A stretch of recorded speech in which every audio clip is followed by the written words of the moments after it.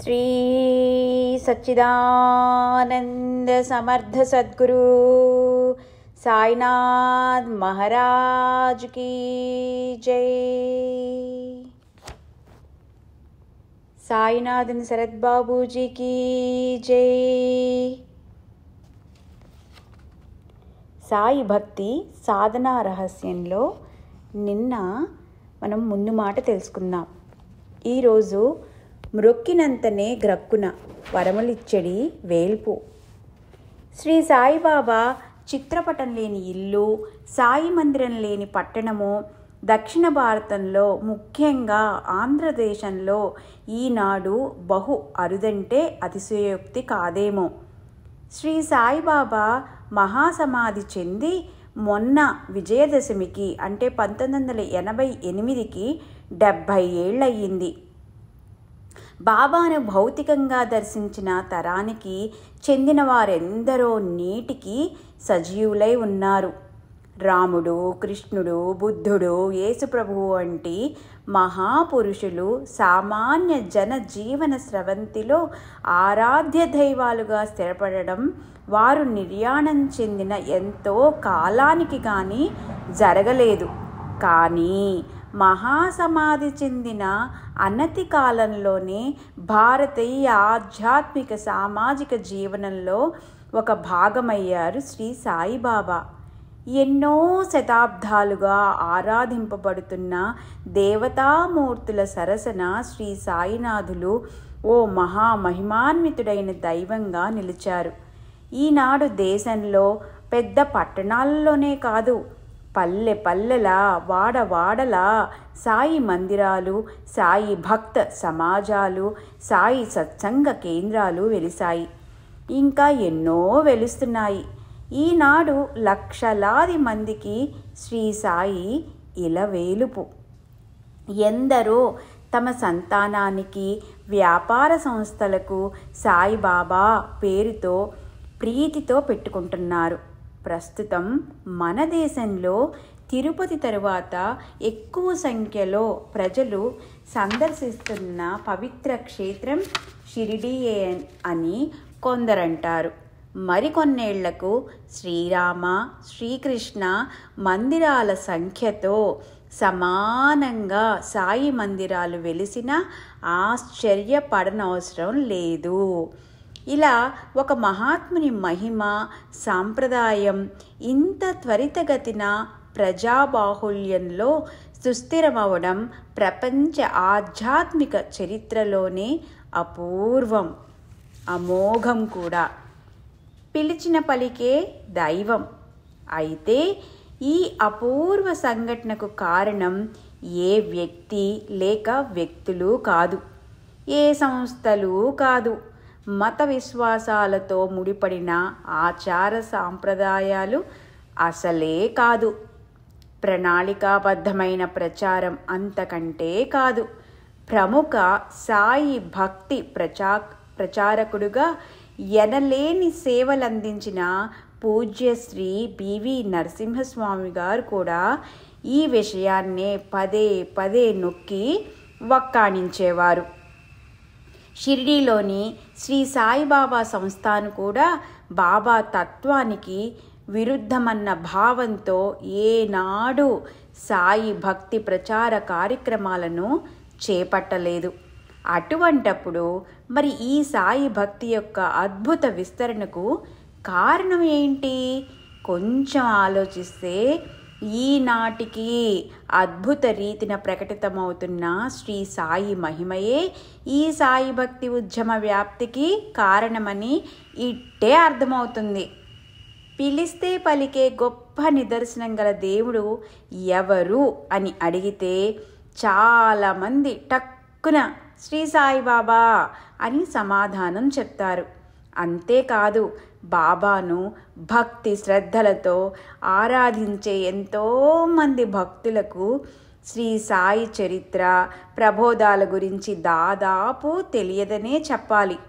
వారిని శ్రీ సాయి ముంగిట కట్టిపడేసిన ఆకర్షణ శక్తి శ్రీ సాయి మహిమే. జీవితంలో ఏదైనా కష్టం వచ్చినప్పుడు ఏదో 10 రాళ్లల్లో ఒక రాయి అన్నట్లు బాబాను ప్రార్థించి అంటే మొక్కుకుని టక్కున నిదర్శనం రావడంతో సాయి భక్తులైన వారే చాలా ఎక్కువ మంది. మిషన్లు కేవలం మిషలు.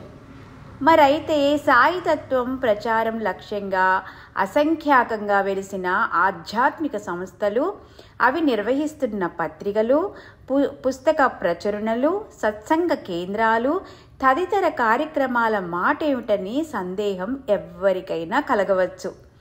పైన పేర్కొన్న కార్యక్రమాలన్నీ సామాన్యంగా సాయి ప్రచారం పేరిట వ్యవహరించబడుతుండటం నిజమే. కానీ అది సామాన్య వ్యవహారం మాత్రమే. సామధాన భేదోపాయాలను ఉపయోగించి తమ మతానికి, మత సిద్ధాంతానికి సంఖ్యాబలం పెంచడం కోసం చేసే ప్రయత్నమే ప్రచారం అనే పదానికున్న సూచ్యార్థం. ఇంకొంచెం సూటిగా చెప్పాలంటే సాధ్యమైనంత ఎక్కువ మందిని సాయి భక్తులుగా మార్చడానికి చేసే ప్రయత్నమే సాయి ప్రచారం. తనకు శ్రేయోదాయకమని నమ్మిన మార్గాన్ని తన సాటివారికి కూడా తెలిపి వారు ఆ మార్గంలో పయనించాలని తహతహలాడటం మానవ నైజం కదా. శ్రీ సాయిని ఆరాధిస్తూ సాయి లీలలు చవిచూచిన సాయి భక్తులు శ్రీ సాయి అనుగ్రహం అందరి మీద వర్షించాలని కోరుకోవడం సహజం.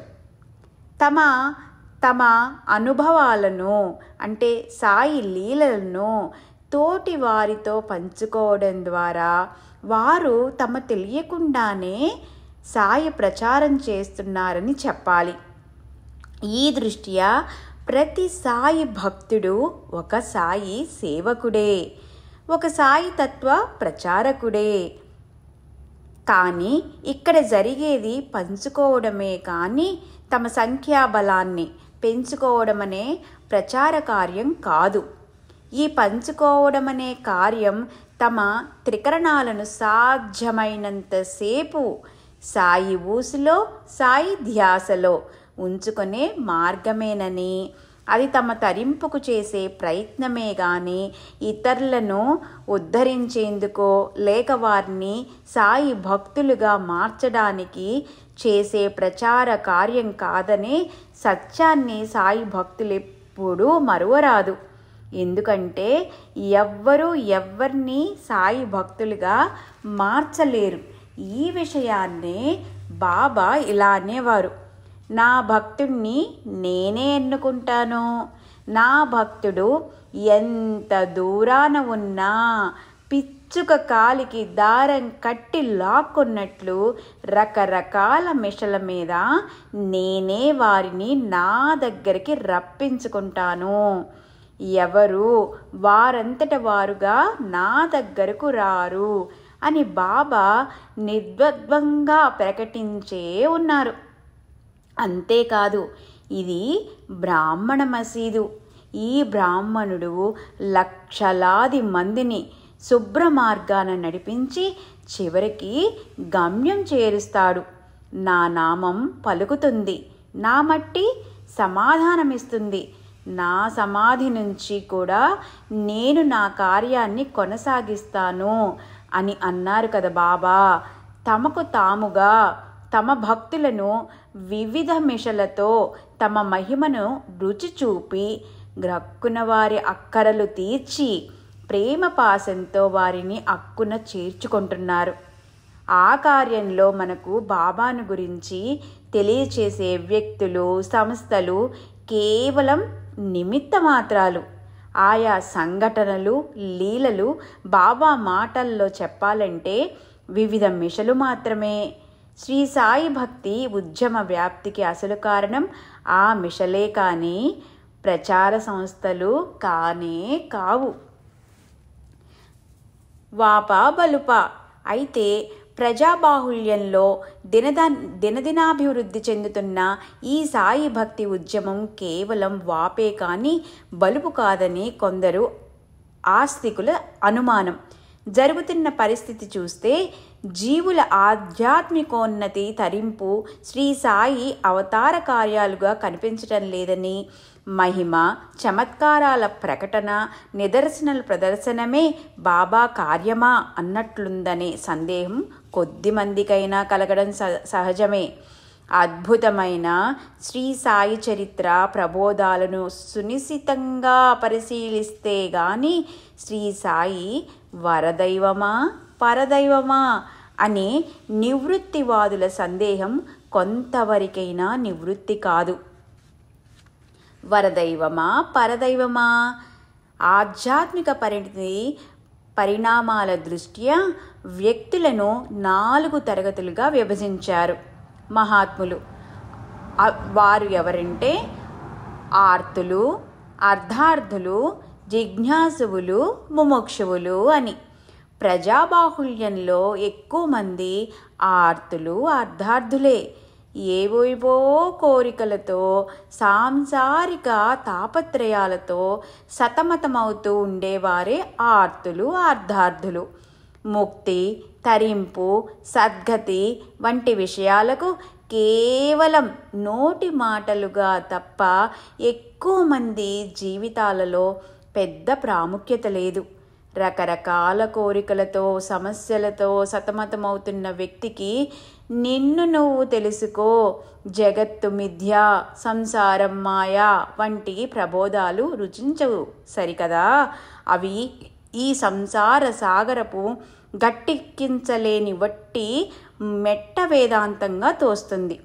అటువంటి సాంసారిక జీవులలో కూడా ఆధ్యాత్మిక జిజ్ఞాసను రేకెత్తించి సత్యపదం వైపుకు నడిపించగల సమర్థులే నిజమైన సద్గురువు. ఈ దుస్తర కార్యాన్ని అత్యంత సునాయాసంగా, సమర్థవంతంగా నిర్వహిస్తున్న సద్గురు సామ్రాట్ ఎవరంటే శ్రీ సాయిబాబా. మహాత్ములు ఉన్నది ఎందుకు? అదెలాగా అంటే దానికి సమాధానం బాబానే వివరించి ఉన్నారు. భక్తులకు ఐహికంగానూ ఆముష్టికంగానూ లాభం చేకూర్చడానికే మహాత్ములున్నది అనేవారు బాబా. అంతేకాదు డబ్బు, వ్యాపారము, ఆరోగ్యము, సంతానము, ఉద్యోగము తదితర విషయ సంబంధమైన సమస్యలతో, కోరికలతో బాబాను ఆశ్రయించే భక్తులను నిరసిస్తూ శ్రీ సాయిబాబా వంటి సద్గురువును ఆధ్యాత్మికోన్నతి కోసం ప్రార్థించాలి కానీ తుచ్చమైన ప్రాపంచిక కోరికలతో ఆశ్రయించకూడదు అని హితువు చెబుతున్న ఒక భక్తునితో బాబా అలా అనద్దు, నాకు సంబంధించిన వారు మొదట అలాంటి కారణాలతోనే నా దగ్గరకు వస్తారు. వారి కోరికలు తీరి జీవితంలో సౌఖ్యం చిక్కాక నన్ను అనుసరించి ఆధ్యాత్మికంగా పురోగమిస్తారు. నిజానికి రకరకాల మిషల మీద నేనే వారిని నా దగ్గరకు రప్పించుకుంటాను. వారెంత దూరాన ఉన్నా సరే నేనే వారిని నా వద్దకు చేర్చుకుంటాను. ఎవరు వారంతట వారుగా నా దగ్గరకు రారు అని అన్నారు బాబా. ఆర్తి నుంచి జిజ్ఞాస. వివిధ ప్రాపంచిక కోరికలతో స్వార్థం కోసమే మొదట బాబాను ఆశ్రయించిన బాబా మహిమ వల్ల ఆ కోరికలు తీరి కష్టాలు గట్టెక్కడంతో వారిలో మొదట బాబా పట్ల కృతజ్ఞతాభావం ఏర్పడుతుంది. అదే క్రమంగా భక్తి విశ్వాసాలుగా పరిణితి చెందుతుంది. తమ నుండి ఏమీ ఆశించకుండా, తమలో ఏ అర్హతలు చూడకుండా తమను తాముగా తల్లిలాగా ప్రేమించి కాపాడే అవ్యాజమైన బాబా ప్రేమ కరుణలను గుర్తించగానే వారిలో క్రమంగా బాబా తత్వం పట్ల జిజ్ఞాస రేకెత్తుతుంది. అలా ఆర్తులు జిజ్ఞాసులు అవుతారు. శ్రీ సాయి ఇహపర శ్రేయోదాయి. అలా జలించిన జిజ్ఞాస మనలో బాబా చరిత్రని, బోధనలను గురించి తెలుసుకొని శ్రీ సాయి తత్వాన్ని గురించి ఆలోచించేటట్లు చేస్తుంది. బాబా చరిత్రలో ప్రకటితమవుతున్న ఆయన అవ్యాజమైన ప్రేమకు, కరుణకు, సర్వజ్ఞతకు, సర్వశక్తిమత్వానికి మన మనసులు ముగ్ధమవుతాయి. క్రమంగా మన హృదయాలు బాబా వైపు తీవ్రంగా ఆకర్షితమవడం మొదలవుతుంది. బాబా పట్ల ఆకర్షణ పెరిగే కొద్దీ మన మనస్సులను ఎంతో తీవ్రంగా పట్టి పీడిస్తున్న సామాన్య సంసారిక సమస్యల పట్ల, కోరికల పట్ల నిర్లిప్తత జనిస్తుంది. ప్రీతికరమైన వ్యక్తుల గురించి, విషయాల గురించి తిరిగి తిరిగి తలపోయడం మనస్సుకున్న సహజ లక్షణం. అందువల్ల బాబా వైపుకు మన హృదయాలు ఆకర్షితమయ్యే కొద్దీ బాబాపై మక్కువ ఎక్కువ సాగి క్రమంగా అది అనన్య చింతనకు దారితీస్తుంది. తమ అనుగ్రహ దృష్టిని ఎప్పుడూ మన మీదనే నిలిపి జన్మ జన్మల నుంచి కంటికి రెప్పలాగా కాపాడుతున్న ఆ సర్వజ్ఞునికి ప్రత్యేకంగా మన కోరికలు నివేదించడం ఏంటి? మనకేది మంచిదో ఆ ఇహపర శ్రేయోదాయి అయిన సాయికి తెలియదా అనే వివేకం అంకురించి ఆనందంతో ఆయన చరణాలకు శరణు పొంది సర్వం బాబా సంకల్పానికి, ఇచ్ఛకు నిర్భయంగా వదిలిపెట్టి నిశ్చింతగా జీవించడం సాధ్యమవుతుంది. అంటే క్రమంగా ఆర్తుడు జిజ్ఞాసువు ముముక్షువుగా మారాడన్నమాట.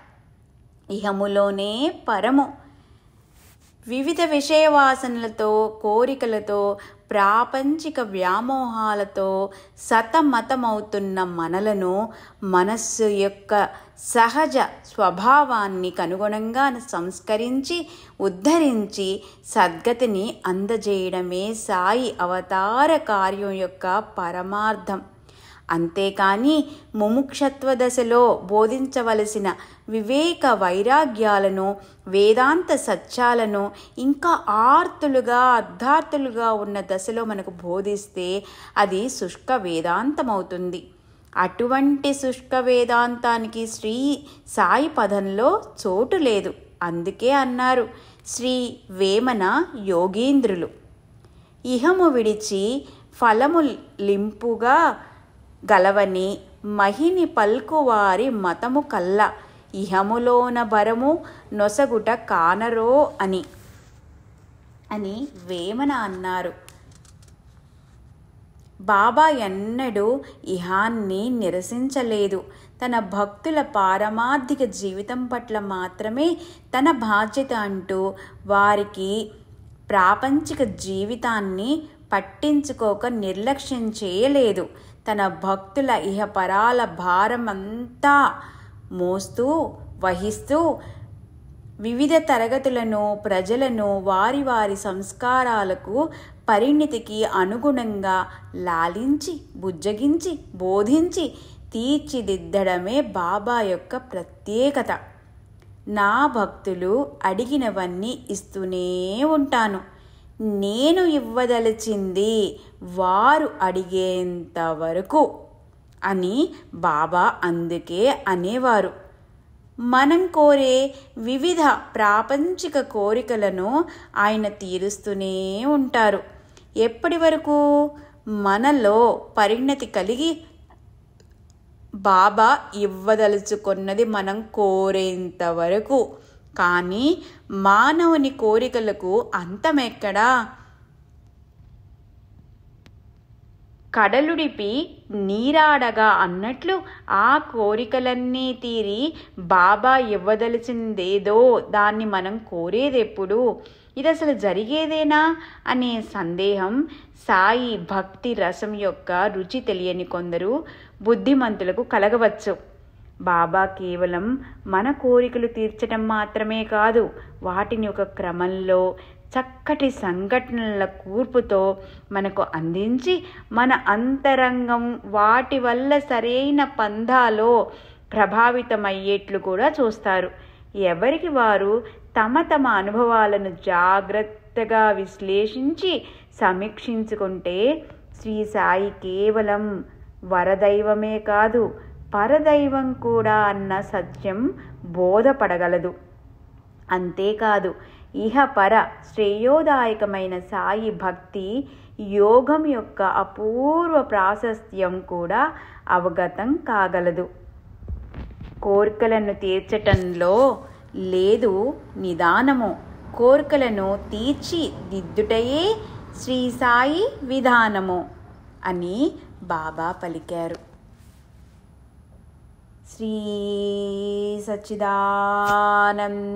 సమర్థ సద్గురు సాయినాథ్ మహారాజ్ కీ జై. శ్రీ సాయినాథుని శరత్ బాబూజీ కీ జై. ఓం శ్రీ సాయిరామ్.